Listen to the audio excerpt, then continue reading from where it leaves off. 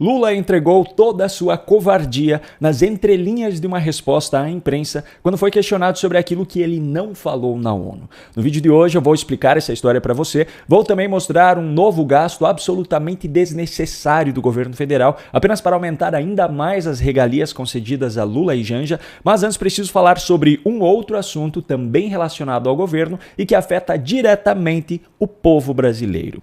Segundo uma matéria publicada pela Gazeta do Povo, o Ministério do Planejamento, pasta que é comandada por Simone Tebet, está estudando a possibilidade de fazer alterações no Simples Nacional, que é o regime especial de tributação para micro e pequenas empresas, para ajudar o governo Lula a equilibrar as contas federais. A ministra Simone Tebet afirmou que o Simples Nacional precisa ser aprimorado, que as distorções precisam ser reduzidas e que ele precisa gerar mais receita para o governo. Ela disse que isso se enquadra no eixo de revisão de gasto vertical. Apesar de não ser nenhuma novidade, pois Simone Tebet já havia sinalizado essa intenção em uma entrevista à Folha de São Paulo ainda no início de setembro, essas mudanças parecem estar cada vez mais próximas de serem concretizadas. Para entender o impacto disso, tanto no governo quanto no bolso do cidadão brasileiro, não é preciso analisar números, alíquotas ou estatísticas. A lógica aqui é muito simples. Em relação ao governo, se trata de mais uma medida de um governo irresponsável que está desesperado para aumentar a sua arrecadação, pois tem plena consciência de que não conseguirá cumprir as metas fiscais durante todo o seu mandato. E é mais uma medida de um governo absolutamente contraditório, que vende a imagem de que está ajudando o povo brasileiro, mas na verdade está apertando onde pode para sugar mais dinheiro. Afinal, manter a sua política populista e uma estrutura inchada do Estado custa muito caro. Para o cidadão brasileiro, o impacto obviamente é ainda mais significativo, pois levando-se em conta o fato de que o Brasil já é um país anti-empreendedor por natureza, qualquer mudança em um regime como o Simples Nacional já pode causar um grande estrago. Afinal, esse regime especial de tributação é o que possibilita a existência de grande parte das empresas brasileiras e, consequentemente, também é responsável pela existência de uma parcela significativa das vagas de emprego que existem nesse país. É impressionante como esse governo é capaz de fazer com que as suas ações e os seus discursos sejam completamente opostos. Um exemplo claríssimo disso virou notícia nesta semana mesmo. O governo federal pagou R$57 mil para treinar cozinheiros, copeiros e garçons que trabalham nas residências oficiais da Presidência da República, com o objetivo de que os funcionários aperfeiçoassem técnicas, serviços e funções cruciais no atendimento à família presidencial na área de gastronomia. Fazem parte do cronograma dos cursos atividades como o preparo de churrasco com carnes nobres, também técnicas de cortes, limpeza, porcionamento e armazenamento de pescados, frutos do mar, carnes bovinas, aves e vegetais. Agora eu pergunto, se Lula é um homem do povo, se Lula luta contra a desigualdade, a pobreza e a fome, por que ele e Janja precisam então ser atendidos por profissionais altamente capacitados no que há de melhor na gastronomia? Se é para lutar contra a desigualdade, comece dentro da própria casa então. Por que não pode comer o tradicional feijão e arroz, um bife e um ovo frito? Por que precisa de garçons e copeiros? Que exemplo é esse que o presidente dá ao povo? O exemplo de quem desfruta das regalias e dos luxos que o seu cargo permite, enquanto combate a desigualdade apenas nos discursos. Pois é, e o problema é que, para uma grande parte da população brasileira, com o apoio da imprensa militante, como é o caso da Globo, somente os discursos chegam aos seus ouvidos. E com isso, as narrativas de que esse governo defende a democracia, o combate à fome, à pobreza e à desigualdade continuam funcionando. E por falar no apoio da imprensa militante, ontem a Globo News exibiu mais uma demonstração claríssima disso.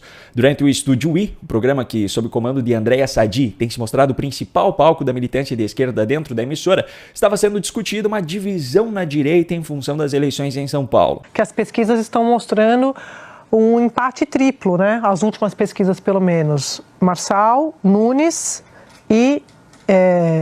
Eu ia falar em Ricardo Nunes e Boulos. O Merval fala hoje na coluna lá no jornal Globo da divisão da direita. Só que Merval Pereira não apenas escreveu a matéria mostrada por Andréa Sadi, como ainda estava ali no estúdio para dar a sua opinião travestida de jornalismo, como sempre. E dentro desses comentários dele surgiu a afirmação de que Lula é maior do que a própria esquerda. Então essa divisão da direita vai se refletir em 2026. A esquerda não tem divisão, é o Lula. E acabou. O Lula é maior do que a esquerda. E se o Lula não for candidato, aí a esquerda vai se dividir, vai se pulverizar, né? Ironicamente, esses militantes de esquerda atribuem à direita o fascismo, que tem como uma de suas principais características o culto a um líder. Mas essa está longe de ser a única contradição dessa ideologia. E por falar nisso e em debater com militantes de esquerda, aqui na descrição desse vídeo eu deixei o link do e-book 7 estratégias para vencer debates com militantes de esquerda, onde eu compartilho as minhas principais estratégias para ajudar você, desde as discussões com colegas ou amigos no dia a dia, até a participação em debates para candidatos, caso seja o seu caso.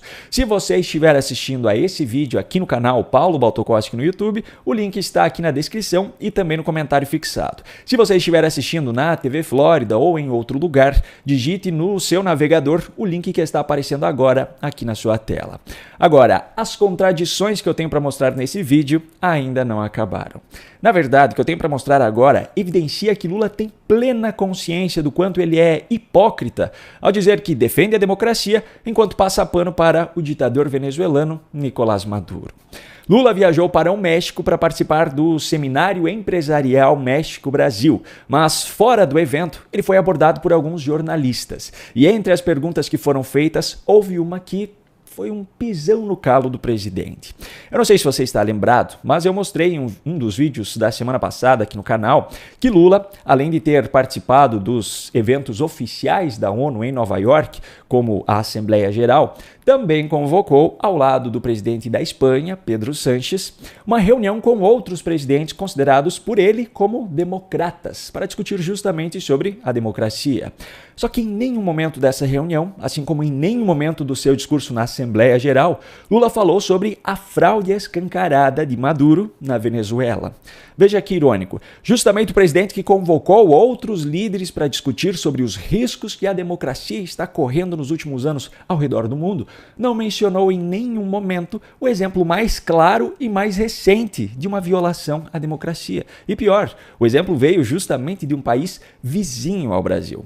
Pois é, mas essa hipocrisia foi levantada por alguns dos jornalistas que o abordaram no México. E a resposta de Lula foi a mais ridícula possível.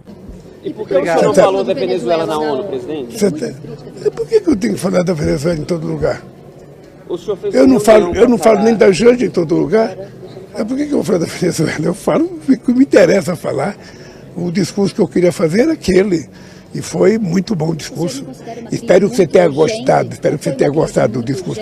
Não tem que falar da Venezuela em todo lugar. Mas se tivesse falado claramente apenas uma vez, em apenas um lugar, essa pergunta não seria repetida em todo lugar.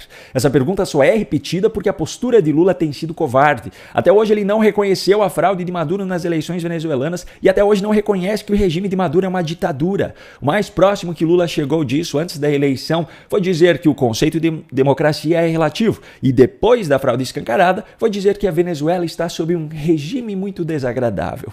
Não se espera que o presidente do Brasil fale da Venezuela em todo lugar, mas se espera que toda vez que ele promova a tal defesa da democracia, ele condene também todas as ditaduras, independentemente de qual seja a ideologia de quem está no poder. É simples assim, e Lula sabe disso, mas foge toda vez que é questionado, porque para ele a democracia não passa de uma narrativa. Para ele o que importa é a esquerda estar no poder, custe o que custar. Ele foge porque sabe que a democracia é uma farsa na Venezuela, assim como se tornou uma farsa também no Brasil. Um grande abraço e até a próxima.